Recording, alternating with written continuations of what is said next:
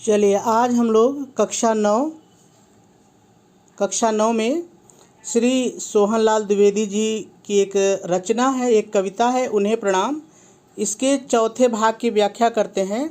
हम लोग इस कविता को छोटे छोटे टुकड़ों में बांट करके इसकी व्याख्या सीख रहे हैं, जिससे आप आसानी से समझ सकें। अगर आप 1% भी ध्यान लगाएंगे तो आपको व्याख्या समझ में आ जाएगी। देखिए, व्याख्या तो आप गाइड से भी लिख सकते हैं और रट सकते हैं, लेकिन रटी हुई चीज़ें भूल जाती हैं। इसलिए जो चीज़ें हम समझते हैं वो कभी हमें नहीं भूलती हैं। तो आप हमेशा कोशिश कीजिए कि जो चीज़ें समझने वाली हैं उन्हें समझने का प्रयास करिए, आप रटने का प्रयास कम करिए। चलिए, सबसे पहले जैसे हम लोग सीखते हैं, एक एक शब्द का अर्थ देखते हैं, एक एक शब्द की मीनिंग देखते हैं, फिर पूरी कविता की व्याख्या देखते हैं। तो शुरू करते हैं। मातृभूमि। मातृभूमि का मतलब होता है जहाँ हम जन्म लिए हैं, जो हमारा देश है। मातृभूमि, जैसे हमारी मातृभूमि है भारत। का वही रहेगा। जगा, जगा मतलब जागृत करना। जिन्हें वही रहेगा। ऐसा वही रहेगा। अनुराग माने होता है प्रेम, अनुराग माने प्रेम। यौवन माने युवा अवस्था, जिसको आप जवानी भी बोलते हैं, तो वो इससे ज़्यादा अच्छा शब्द रहेगा युवा अवस्था, तो हम लोग युवा अवस्था कहेंगे। में ही, लिया, जिन्होंने है, सब का अर्थ वही रहेगा। व्याख्या में भी इन शब्दों का अर्थ नहीं बदलेगा। वैराग, वैराग का मतलब होता है संन्यास। जब लोग घर बार छोड़ देते हैं और जगह जगह भटकते हैं, लोगों को जागृत करते हैं, ज्ञान की शिक्षा देते हैं, तो वैराग, वैराग माने संन्यास। ठीक है, सन्यासी घर छोड़ देता है। चलिए, नगर, नगर, नगर, नगर का मतलब होता है शहर, शहर। की वही रहेगा। ग्राम, ग्राम मतलब गांव, गांव, शहर, शहर, गांव, गांव। की छानी धूल, देखिए एक मुहावरा होता है खाक छानना, उसी से मिलता जुलता है। छानी धूल का मतलब भटकना, टहल मतलब भटकना, घूमना, तो यही होगा। समझे, समझे अर्थात समझ सके, जिससे वही रहेगा। सोई वही रहेगा। जनता मतलब लोग, जनता माने लोग। अपनी भूल वही रहेगा। जिनको रोटी नमक न होता कभी नसीब, नसीब माने भाग्य होता है। जिनको युगों ने, देखिए युगों युगों ने का मतलब होता है युगों युगों से, या युगीन समाज ने, तो युगीन समाज ज़्यादा सरल रहेगा। तो युगों ने मतलब युगीन समाज ने बना रखा है, वही रहेगा। सदा मतलब हमेशा। गरीब माने निर्धन। चलिए आगे देख लेते हैं।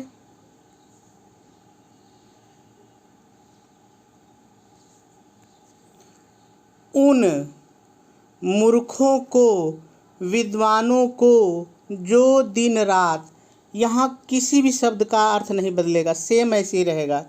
ठीक है, व्याख्या करते समय जो थोड़ी बहुत फेरबदल होगी वो हम लोग देखेंगे, लेकिन इस शब्दों का अर्थ वही रहेगा। इन्हें जगाने, पहले भी आ चुका है, जागृत करने। को फेरी देते मतलब घूमते या भ्रमण करते।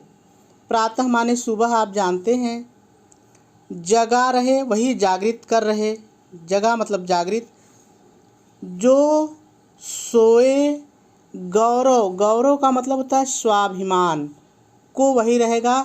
अभिराम माने होता है प्रतिष्ठा या मर्यादा, अभिराम माने प्रतिष्ठा या मर्यादा। तो चलिए हम लोग अब इसकी व्याख्या को देख लेते हैं।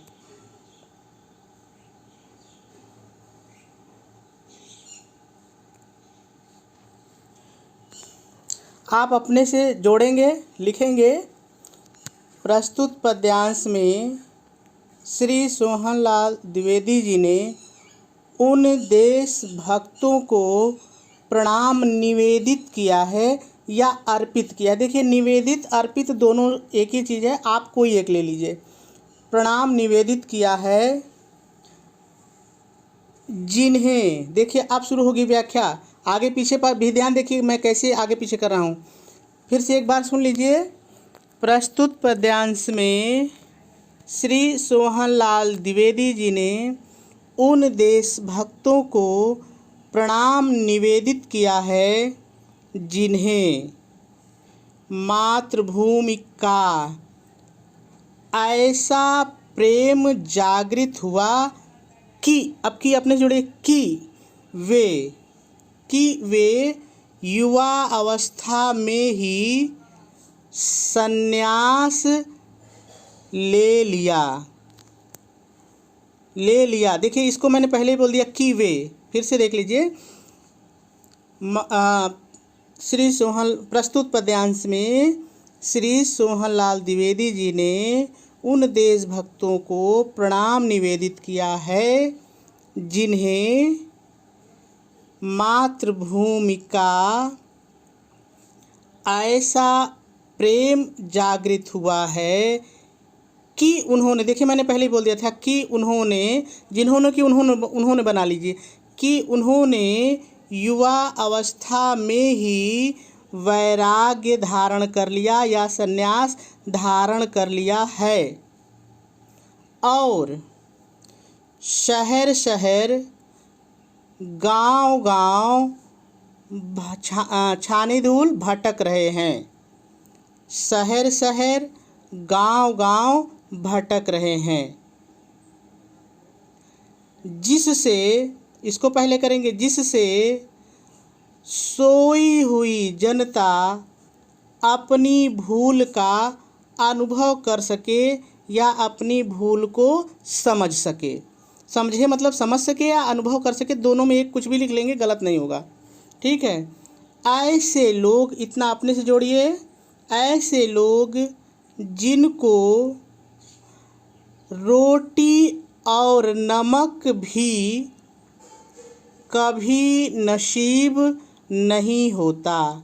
ऐसे लोग, अपने से जोड़िए, जिनको रोटी और अपने से जोड़िए और नमक कभी नसीब नहीं होता, जिनको युगीन समाज ने थोड़ा सा और जोड़िए, शोषण करके, युगीन समाज ने शोषण करके हमेशा से निर्धन बना रखा है। बहुत ही सरल, जिनको युगीन समाज ने हमेशा से निर्धन बना रखा है। आगे देखिए, ये लाइन बहुत ही टेक्निकल है, ये आपको समझना पड़ेगा। ये एक लाइन बहुत टेक्निकल है। देखिए, उन मूर्खों को, विद्वानों को, देखिए उन मूर्खों को भी और विद्वानों को भी, तो इसका मतलब पहले समझ लीजिए, फिर हम इसकी व्याख्या करते हैं। जो मैं बता रहा हूँ आप सुनिए, समझिए, उसको लिखना नहीं है। देखिए यहाँ पे कवि इस लाइन में ये कह रहा है कि वो विद्वान जो अपने उद्देश्य को प्राप्त करने के लिए, उनका उद्देश्य क्या था? निर्धनों को जगाना, जिनका स्वाभिमान मर चुका था उनको जगाना उनका उद्देश्य था।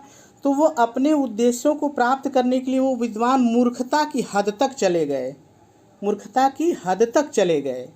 तो इसी को कहा गया है कि उन मूर्खों को, विद्वानों को।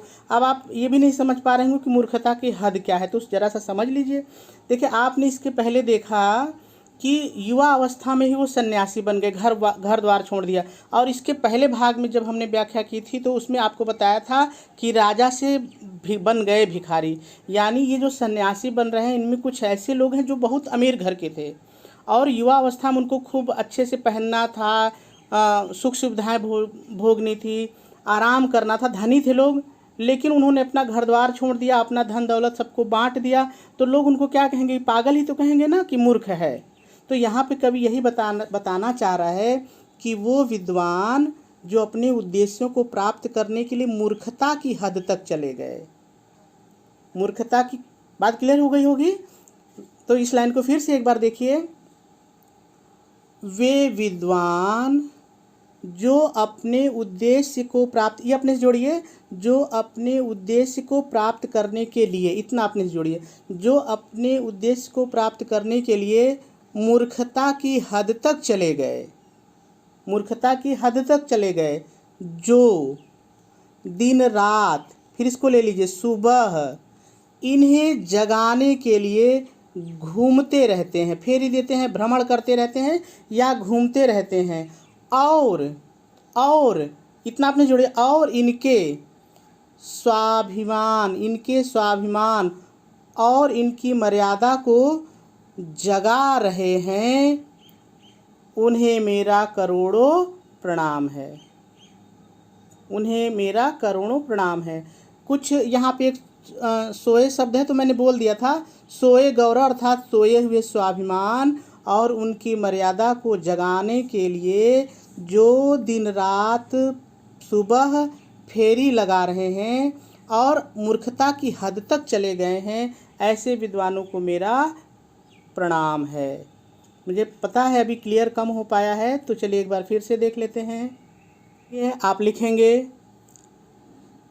प्रस्तुत पद्यांश में श्री सोहनलाल द्विवेदी जी ने उन देशभक्तों को प्रणाम अर्पित किया है जिन्हें मातृभूमि के प्रति ऐसा प्रेम जागृत हो गया है, ऐसा प्रेम जागृत हो गया है कि, अपने जोड़ेंगे कि वे, इसका मतलब वे, कि वे युवा अवस्था में ही संन्यास धारण कर लिया है और शहर शहर गांव गांव की धूल छान रहे हैं, अर्थात भटक रहे हैं, जिससे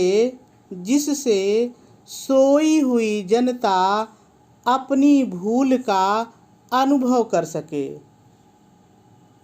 ऐसे लोग, अपने जोड़ेंगे, ऐसे लोग जिनको रोटी और नमक भी कभी नसीब नहीं होता, जिनको युगीन समाज ने शोषण करके हमेशा से निर्धन बना रखा है,